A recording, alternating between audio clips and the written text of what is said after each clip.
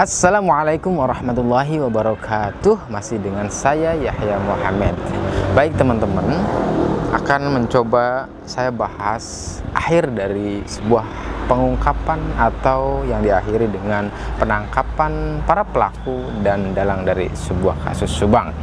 Baik teman-teman, pertama akan dimulai dari sebuah kecurigaan terlebih dahulu, bahwa dari awal seakan ada sebuah pengiringan opini, ada sebuah framing bahasanya kepada beberapa saksi. Beberapa saksi tersebut akhirnya di framing sedemikian rupa, digiring opininya sedemikian rupa. Juga sebaliknya, si A kepada si B juga kepada si C seakan menggiring opini kepada si A kembali.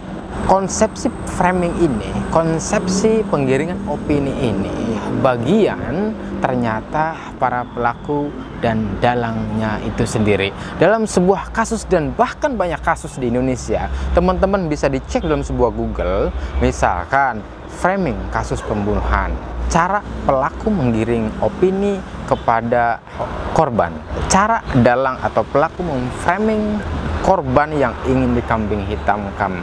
Nah, ini banyak kemudian analisa dan analisa di situ. Saya mencoba dari banyak artikel itu, saya rangkum bahwa framing, penggiringan opini, apalagi kemudian seakan kasus Subang diawali dengan pertama kali penggiringan opini, framing yang benar jelas terlihat oleh kita semuanya.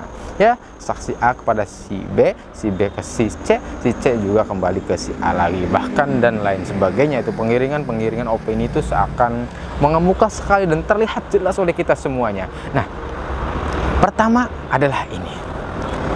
Yang kedua, bahwa kecurigaan kita semuanya terhadap para saksi yang mengemuka itu atas hal-hal yang kemudian pertama misalkan adalah ucapannya yang simpang siur, ucapannya yang berubah-ubah, kemudian pernyataan daripada saksi itu adalah tidak sinkron antara saksi A dengan saksi yang kedua, saksi kedua dengan saksi B, begitulah kira-kira. Dan itu membulat, muter-muter, semuanya hampir tidak sinkron atas pernyataan demi pernyataan dari masing-masing terhadap saksi yang lain. Kecurigaannya juga itu seakan mengada-ngada. Ini adalah yang kedua, merupakan bagian daripada sebuah strategi juga yang memang seorang dalang atau bagian dari pelaku itu menciptakan, menghamburkan sebuah petunjuk untuk menuju alat bukti itu, menghamburkan dari sisi barang bukti untuk menuju alat bukti tersebut, semua dihamburkan. Yang ketiga, kesimpulan saya dari banyak artikel yang saya baca itu adalah bagian dari mereka mencoba untuk mengungkapkan kepada media atau banyak orang bahwa harus cepat-cepat dibongkar, bahwa kasus ini terlalu lama, bahwa kasus ini sangat keji dan biadab, maka siapapun pelakunya harus dihukum mati dan sebagainya. Kata-kata itu menjadi bagian daripada strategi yang telah saya baca dari banyak artikel itu. Artinya dari yang pertama, yang kedua, dan yang ketiga yang saya simpulkan itu adalah bagian daripada strategi skenario seorang dalang dan pelaku daripada eksekutor pembunuhan di mana-mana. Termasuk apakah ada kaitannya dengan kasus pembunuhan Ibu Tuti dan anak di Subang ini? Apakah kasus Subang ada kaitan erat atau kemiripan barangkali dengan kesimpulan-kesimpulan yang saya bacakan barusan.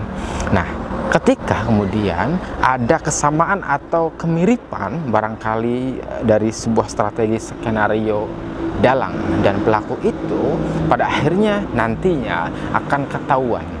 Jadi kalau kita runtut dari awal, bahwa apakah ini kasus Subang ada sebuah kemiripan dengan strategi atau skenario pada pembunuhan-pembunuhan yang sudah terjadi, dan teman-teman bisa klik baca artikel dalam sebuah Google tersebut. Apakah ada kemiripan, kesamaan?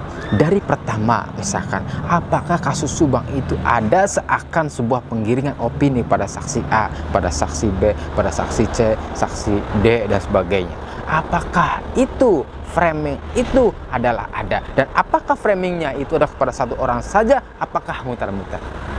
Nah, ketika muter-muter, ketika framing itu ada, kemudian penggiringan opini itu ada, maka ini patut diduga bahwa ini adalah bagian dari strategi menurut artikel-artikel yang telah saya baca dalam sebuah konklusinya.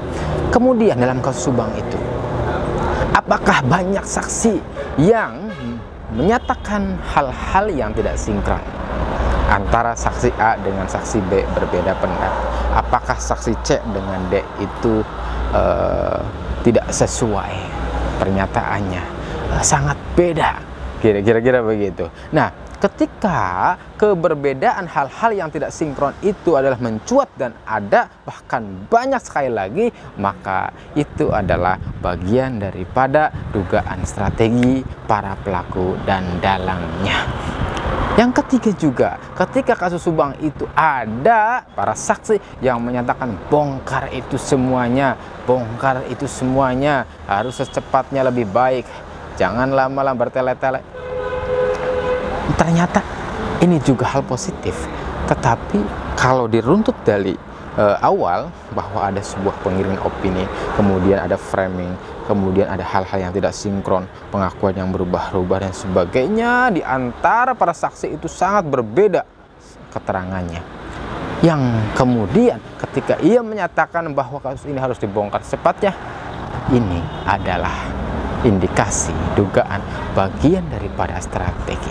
Berbeda kemudian bahwa mengatakan bongkar kasus ini kalau entitas sesuatu yang dari pertama dan yang kedua tidak ada penggiringan opini, tidak ada framing, tidak ada kemudian hal yang tidak sinkron di antara para saksi, maka yang ketiga adalah benar adanya memang ingin membongkar.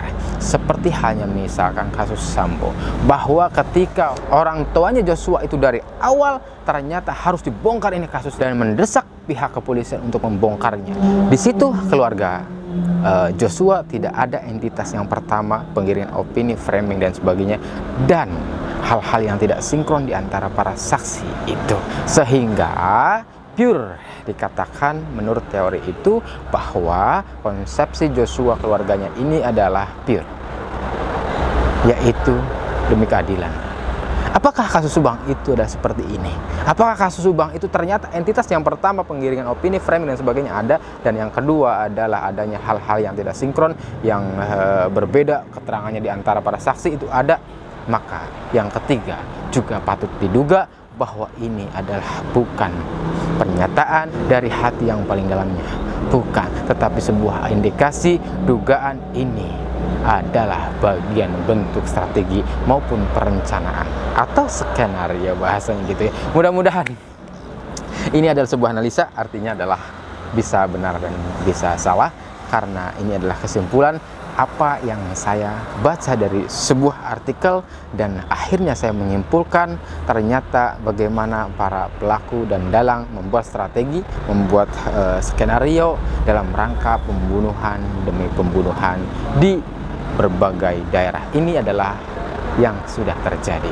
Apakah dalam kasus Subang memang ada sebuah kemiripan atau tidak, maka teman-teman bisa menilai itu semuanya. Walaupun kita hanya mengawal kasus Subang ini, yang pada akhirnya hanya pihak yang berwajib yang bisa mengungkapkan itu. Sekali lagi, minimal kasus ini kita kawal bersama dan tiada henti, dan jangan sampai berhenti di tempat, dan jangan sampai akhirnya adalah tenggelam di telan bumi. Terima kasih teman-teman yang sudah mengawal semuanya. Kita akhiri saja. Wassalamualaikum warahmatullahi wabarakatuh.